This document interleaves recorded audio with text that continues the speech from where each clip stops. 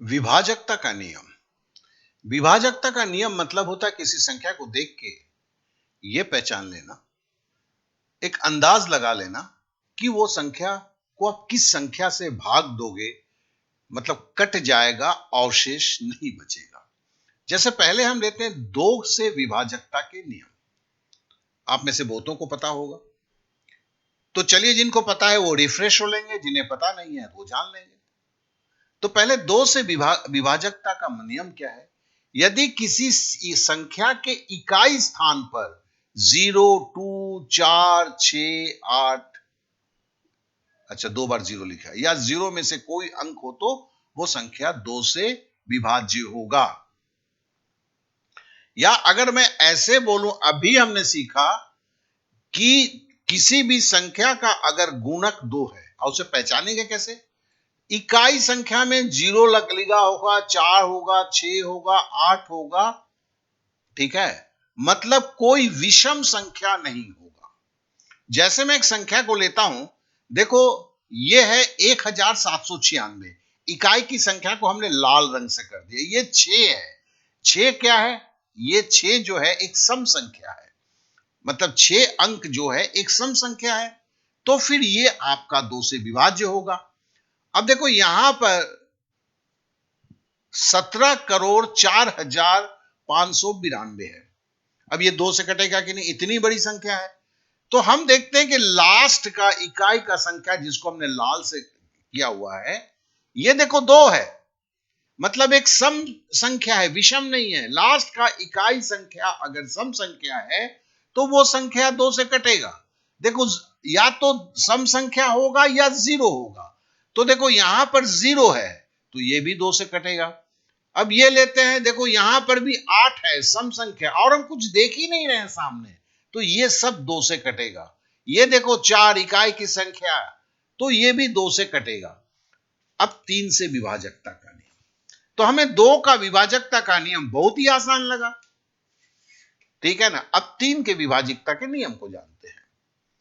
यदि किसी संख्या के अंकों का योग 3 का गुणज हो, 3 का गुणज हो मतलब 3 एकम 3, 3 दूनी 6, 3 तिहाई 9, 3 चौके 12, 3 पचे 15, 3 छक 18, 3 सत्ते 21 और 3 दहाई के 30। 30 का तो सुनना होगा, तो उसे हम दूसरे तरह से करेंगे, ठीक है। अब देखो बोला क्या है? अंकों का योग।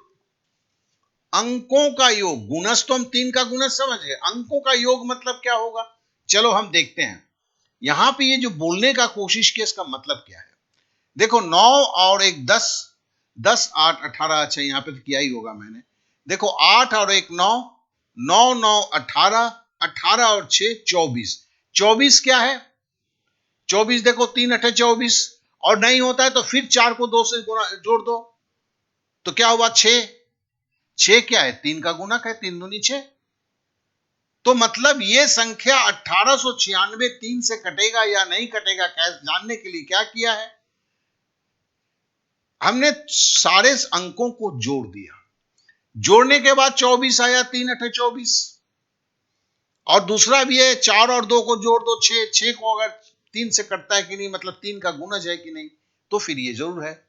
देखो 3 8 24, तो इसके लिए ये संख्या 3 का गुणज है, इसलिए ये संख्या 3 से कटेगी। दूसरा एक संख्या लेते हैं 3806, वही करेंगे। 8 3 11 और 0, 11 11 और 6 17। अब देखो 17 तो 3 से नहीं कटता है ना, तो ये 17 जब ये 3 का गुणज नहीं है, तो 3806 जो है ये 3 से नहीं कटेगा। तो आशा करता हूं ये समझ गए होंगे, एकदम आसान है, लेकिन प्रैक्टिस के बगैर ये आपके साथ नहीं, आपके साथ जाएगा। अब आते हैं 5 से विभाजकता का नियम। 5 से विभाजकता का नियम में क्या बोलता है? यदि किसी संख्या के इकाई स्थान पर, इकाई स्थान तो अब 2 में हम देख चुके हैं, 5 या 0 में से कोई अंक हो तो वो 5 से विभाज्य होगा। सीधी सपाट बात है अभी। 1795 का इकाई संख्या 5, इसलिए 5 से कटेगा। अब देखो यहां पे 17,04,590 है, आखिरी जो संख्या है, अंतिम संख्या 0 है, इसलिए 5 से कटेगा, ठीक है ना। अब 10 के विभाजकता का नियम इसमें है कि देखो 5 से कटेगा तो 5 और 0 होना चाहिए, और 10 से जो कटेगा वो संख्या जो इकाई के स्थान पर 0 हो। तो मतलब क्या है, अगर हम 1790 लिखते हैं, इकाई के स्थान पर 0 है, तो ये 10 से कटेगा। यहां पर हम 17,04,590 लिखे हैं, इसका इकाई के स्थान पर 0 है, तो 0 से कटेगा। अति मतलब बहुत ही साधारण मैटर है, लेकिन जान के दिमाग में स्थिर से बैठा के रखते हैं तो वो काम का होता है। और साथ में यही बोलूंगा कि प्रैक्टिस के बगैर, जो इसके साथ हम प्रैक्टिस से दे रहे हैं, बार बार बोल रहा हूं मैं, नीचे जाइए, वेब पेज पे जाइए, प्रैक्टिस कीजिए। नहीं तो गणित ये देख के चले जाएंगे, आपको पता नहीं होगा, तो ये बाद में आपके लिए कोई फायदे का नहीं होगा। अब देखिए 4 से विभाजितता का नियम, यदि कोई 3 या 3 अंकों से अधिक संख्या के अंतिम 2 अंक 4 से विभाज्य होंगी, तो वो 4 से विभाज्य होगी, तो वो संख्या भी 4 से विभाज्य होगी। कहने का मतलब देखो 1796 का अंतिम 2 अंक 96 है। अब 96 को अगर आप 4 से भागा देते हो, तो ये देखो 4 दूनी 8, 1 बचा 16, 4 चौके 16, मतलब 96 को 4 से भागा दोगे तो 24, मतलब ये 4 से कटेगा। तो आखिरी 2 संख्या को देख के वो संख्या अगर 4 से विभक्त होती है, तो वो संख्या 4 से विभक्त होगी। मतलब किसी संख्या का आखिरी 2 अंक 4 से विभक्त होता है, तो वो संपूर्ण संख्या 4 से विभक्त होगा।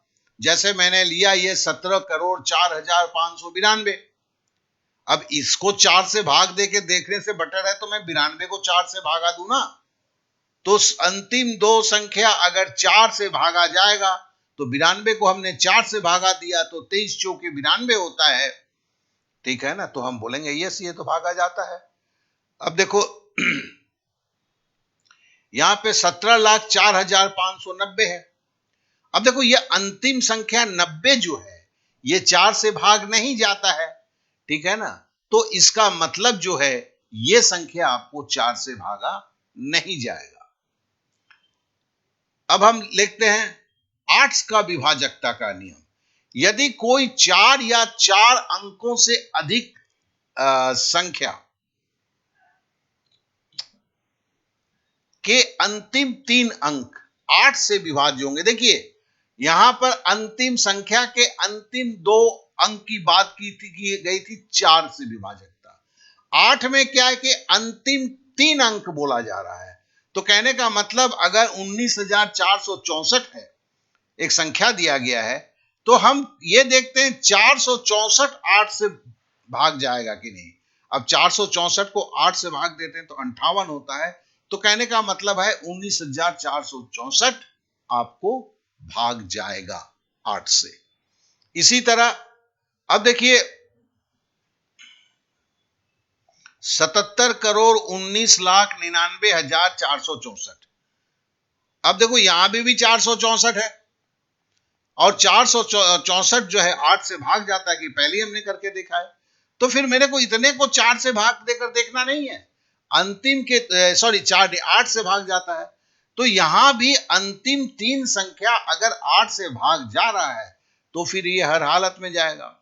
अब देखो यहां पर है 31,98,00,000 नहीं बाबा, ये और भी है 31,98,77,32,512, इतनी बड़ी संख्या दी गई है। अब ये 8 से कटेगा कि नहीं। अब हम देखते हैं, हमें क्या देखना है कि अंतिम 3 संख्या, देखो 4 से कट रहा था, देखो यहां 12 है, अगर ये 4 से काटोगे तो ये देखना है कि 4 से तो अंतिम 2 संख्या, तो 2 संख्या तो कटता है, 4 3 12, तो ये 4 से कटेगा। अब देखो 8 से कटेगा कि नहीं देखने की कोशिश कर रहे हो, तो आपका जो है 512 आपने देख लिया। अब 512 8 से कटता है, तो फिर आप 64 होता है, तो इसका मतलब है कि आपका ये कटेगा। तो हमने जो है 2 नियम हमने सीख लिए, ठीक है, एक 4 से विभाजकता, एक 8 से विभाजकता। अब हम आगे बढ़ते हैं 9 से विभाजकता का नियम। तो ये 3 की तरह ही है, यदि किसी संख्या के अंकों का योग तो देखो जीरो हम इकाई के संख्या को देख के कर रहे हैं। जीरो क्या कर रहा हूं यार, दो का विभाजकता हम इकाई के संख्या को देख के कर रहे हैं। ठीक है, इकाई को संख्या को देख के क्या कर रहे हैं, दो का कर रहे हैं, चार का कर रहे हैं, आठ का कर रहे हैं। अंकों को जोड़ करके किसका किसका कर रहे हैं, तीन का कर रहे हैं, नौ का कर रहे हैं। अब देखो ये तीन का 1899 ले लिया। अब इसको हम जोड़ते हैं। ये जोड़ने के बाद अगर 9 का गुणज होगा तो 9 9 18 और ये करेंगे तो 27 है। 8 1 9, 9 18, 9 27। 27 क्या है, 3 से भागा जाता है, मतलब ये 9 से भागा जाता है, सॉरी, मतलब ये 9 का गुणज है, 9 तिया 27।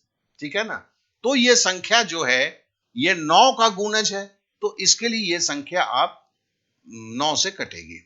अब दूसरा एक संख्या ले लेते हैं, वो ले लेते हैं 8,83,809। ठीक है ना, इसे हम जोड़ते हैं। देखो 8, ये 3, ये 8, ये 0 और ये 9। अब जब हम जोड़े 8 8 16 3 19 19 और 8 हुआ आपका 27 27 और 9 हुआ 36। अब 36 जो है 9 से भागा जाता है, 4 9 36। तो कहने का मतलब ये 9 का गुणज है, और चूंकि ये 9 का गुणज है तो ये संख्या 9 से कटेगी। तो मतलब है कि हमें इतनी बड़ी संख्या को 9 से भाग देकर देखना नहीं पड़ रहा है कि 9 से कटेगा या नहीं। हमें ऐसे ही पता चलता है कि ये 9 से कटेगा, क्योंकि हम इनके अंकों को जोड़ के देखते हैं ये 9 का गुणज है या नहीं। और देखिए जो संख्या 9 का गुणज होगा वो तो 3 का गुणज होगा ही, क्योंकि 9 3 तिहाई 9 से बना हुआ है, तो 9 के अंदर में 3 3 है, तो मतलब ये 3 से तो कटेगा ही, ये आप जान लीजिएगा। 3 से आगे चलकर हम 9 से भी काट सकते हैं। अब आते हैं दूसरी, 11 से विभाजकता का नियम। 11 से विभाजकता का नियम में क्या बोलता है, यदि किसी संख्या के सम स्थानों के अंकों का योग विषम स्थानों के अंकों के योग का अंतर 0 या 11 से विभाज्य है तो वो संख्या 11 से विभाज्य होगी। तो कहने का मतलब क्या है, यदि किसी संख्या के सम स्थानों के अंकों का योग विषम स्थानों के अंकों के योग का अंतर, अब ये थोड़ा सा खचपच खचपच लग रहा है तो जरा समझ लेते हैं इसे। एक संख्या देते हैं। अब देखो हम इसको कैसे पढ़ेंगे, हम एक्चुअली जब भी संख्या को पढ़ा जाता है, ध्यान देंगे, संख्या को पढ़ा जाता है तो हम राइट से लेफ्ट की तरफ जाते हैं, दाएं से बाएं की तरफ, दाएं से बाएं की तरफ। बायां हाथ ये है, मतलब आप जा रहे हैं ना, तो आप इसको आप ये बोल सकते हैं, इसको आप इकाई बोलते हैं, हमने इसको 1 लिखा, ऊपर लिख देता हूं इकाई। ये हुआ 2 नंबर पोजीशन, ये 3 नंबर पोजीशन, और ये हुआ 4 नंबर पोजीशन। तो देखो इसमें सम स्थान क्या है, पोजीशन मतलब ये क्या कहते हैं, स्थान।